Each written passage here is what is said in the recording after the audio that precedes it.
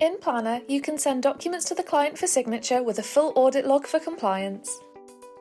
In order to send a document for signature, you will need to have created a template from the document builder with the data placeholder for the client's signature or initial.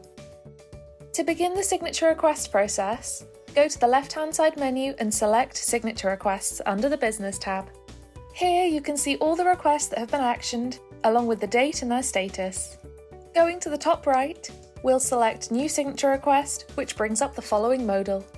Here, you'll first select the employee or employees that will be reviewing this document. Then, select the client you wish to request the signature from, the desired document template, and press Next when done. Plannr will then look for any data placeholders used within the document and ask what record should be used to populate them. In this example, we only have placeholders for one client, so we'll only need to choose one. Once you're happy with what you've selected, press Send for signature.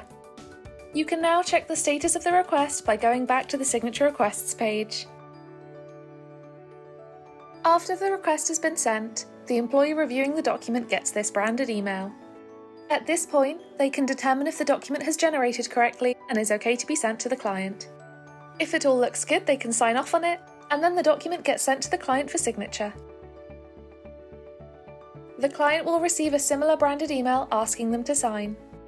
They're taken to the document where they can sign and then download the signed document.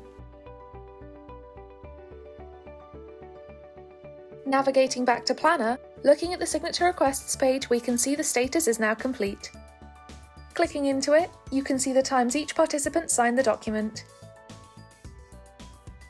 On the client record underneath the Documents tab, you'll see a folder named Document Signatures.